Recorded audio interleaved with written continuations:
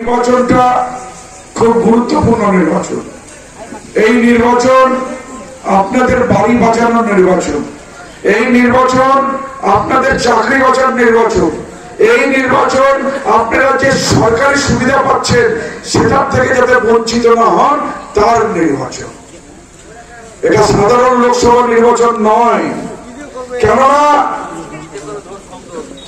NRC আর CAA কেন্দ্র সরকার implement করছে। Canada সিএর ব্যাপারে বিস্তারিত ভাবে বললেন, কিন্তু এখনই আমার কাছে নিউজ এলো যে উড়িষ্যায় পশ্চিমবঙ্গ থেকে যাওয়া 20 জন পরিযায়ী শ্রমিক উড়িষ্যায় কাজ করতে গিয়েছিলেন, আর ওখানে সিএএ ইমপ্লিমেন্ট হয়ে তাদেরকে মারধর করে বাংলাদেশি তকমা দিয়ে তাদেরকে ডিটেনশন ক্যাম্পে পাঠানোর ব্যবস্থা করছিল। তারা মমতা বন্দ্যোপাধ্যায়ের কাছে অর্জি জানান, আর মমতা বন্দ্যোপাধ্যায় তাদের রিকভারি করে পশ্চিমবঙ্গে নিয়ে আসছে। কিছুক্ষণ আগের খবর। তো বন্ধুগণ, সতর্ক হয়ে যান। আপনাদের আজকে যদি নাগরিকটা না থাকে তাহলে ওই বাড়িটাও আপনার না, আজকে যদি নাগরিকটা না থাকে ওই চাকরিটাও আপনার না, আজকে যদি নাগরিকতা না থাকে কোন লক্ষ্মীর ভান্ডার কোন সরকারি পরিষেবা আপনারা পাবেন না। আজকে দেখুন, 100% রাজনীতি চলছে একদিকে, আর একদিকে উন্নয়নের রাজনীতি আমাদের মানবিক মুখ্যমন্ত্রী মমতা বন্দ্যোপাধ্যায় করছে। পশ্চিমবঙ্গে উন্নয়নের বন্যা বইয়ে দিয়েছে, 76 রকম প্রকল্প দিয়েছে, সরাসরি মানুষেরা উপকৃত হচ্ছে। 2021 সালে উনি বলেছিলেন নির্বাচনের সময়, যদি বামাটি মানুষের সরকার হয়, যদি তৃণমূল কংগ্রেস ক্ষমতায় আসে তাহলে লক্ষ্মীর ভান্ডার চালু করবে। 6 মাসের মধ্যে লক্ষ্মী কেন্দ্র সরকারকে বুঝালো যে আপনারা টাকা পয়সা সব দেখুন। আপনারাও এখান থেকে দেবশ্রী চৌধুরীকে সংসদ বানিয়ে পাঠিয়েছিলেন। 5টা বছর কি করলো? 5টা বছর কি করলো? একবারও আপনাদের এসে খোঁজ খবর নিয়েছে, দেখা করেছে? আর আপনার একটা এমপি ডেভেলপমেন্টের জন্য 5 কোটি টাকা পায়, আর 5 বছরে 25 কোটি টাকা পায়। আপনারা দেখছেন 25 কোটি টাকা কোনো কাজ কাজে বলতে? আপনারা আসুন রায়গঞ্জ বিধানসভায়, একটা এমএলএ 70 লক্ষ টাকা কাজ পায়। আমি গত বছর 97 কোটি টাকার কাজ করেছি, 97 কোটি টাকা। 3 বছরে 200 কোটি টাকার কাজ হয়েছে। আর এই কালিয়াগঞ্জ ব্লকে আমি দায়িত্ব নিয়ে বলতেছি, রায়গঞ্জের থেকে বেশি কাজ হয়েছে।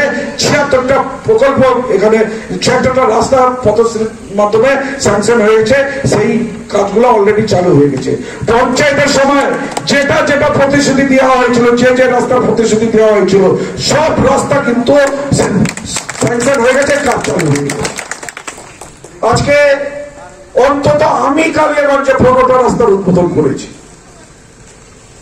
তো আজকে যে হিসাবে তৃণমূল কংগ্রেস উন্নয়নের রাজনীতি করছে, অপরদিকে যেটা বলছিলাম ষড়যন্ত্র করে 1,60,000 কোটি টাকা আটকে দিলেন, যে ভাবলেন যে মমতা বন্দ্যোপাধ্যায় এবার লক্ষ্মীর ভান্ডার বন্ধ করে দিবেন। মমতা বন্দ্যোপাধ্যায়ের মেরুদণ্ড সোজা। এবার 1 এপ্রিল থেকে লক্ষ্মীর ভান্ডারে যারা 500 পেতেন তারা 1000 পাবেন, যারা 1000 পেতেন তারা 1200 টাকা পাবেন। আর খেটে খাওয়া মানুষদের টাকা আটকে রেখেছে। আজকে আমাদের সেনাপতি, সর্বভারতীয় তৃণমূল কংগ্রেসের সাধারণ সম্পাদক অভিষেক বন্দ্যোপাধ্যায় দিল্লির ধর্নায় বসেছিলেন, যন্তর মন্তরে। উনি চৌকিদারি করে ওই কেরোসিন যেটা স্টোভে ভরে আপনারা রান্নাবাড়ি করতেন, ওই কেরোসিন 85 টাকা, তার চৌকিদারি করছেন। এখন আর রেশনে কেউ কেরোসিন তেল তুলছে না। ভোজ্য তেল যেটা 55-60 টাকায় পাওয়া যেত, এখন 150 টাকা। পেট্রোল, দাদারা ভাইরা যেই বাইকে 55-60 টাকায় পেট্রোল ভরতেন, সেটা 110 টাকা, তার চৌকিদারি করছে। এমন ব্যাপার হয়ে গেল যে মায়েদের আঁচল ফাঁকা হয়ে গেল। আমাদের চিরচরিত প্রথা আছে রামচন্দ্র সীতামাতা, রামচন্দ্র সীতামাতা মানে লক্ষণ, রামচন্দ্র সীতামাতা লক্ষণ আর হনুমান। কোথাও আমরা রামচন্দ্রকে একা দেখি না। আজকে হিন্দু শাস্ত্রের কথা বলছেন, আমি বলতেছি হিন্দু শাস্ত্রে যখন কেউ বিয়ে করে তখন 7টা পাক দেয় আর 7টা বচন দেয়, যে সুখে দুঃখে তোমার সাথে থাকবো, পাশে থাকবো। তাহলে রামচন্দ্র সীতামাতাকে বচন দিয়েছিলেন যে সুখে দুঃখে পাশে থাকবো। রামচন্দ্রের বচনটা পালন করতে দিচ্ছেন না বিজেপি, এই মোদী সরকার রামচন্দ্রকে আলাদা করে দিয়েছে। আর উনি রামচন্দ্রের আদর্শের কথা বলছেন, উনি বলেছিলেন না প্রত্যেকটা অ্যাকাউন্টে 15 লক্ষ টাকা করে দিলেন,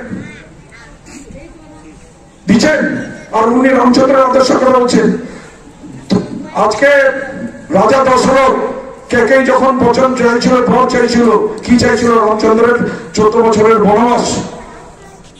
আর সেই বচনটা উনি না শুনে দিয়ে ফেলেছিলেন, কেকেই পরে চেয়েছিল। তখন দশরথ বললেন না, এটা আমি করতে পারবো না, আমি আমার বচনটা ফেরত দিচ্ছি। তখন রামচন্দ্র কি বলেছে? রঘুকুল রীতি সদা চলি যায়, প্রাণ যায় লেকিন বচন না যায়। আজকে যদি রামের আদর্শ মানেন, আগে মোদী 15 লাখ টাকা ঢুকান, তারপর রামের কথা বলেন, নাহলে চুপচাপ থাকবেন।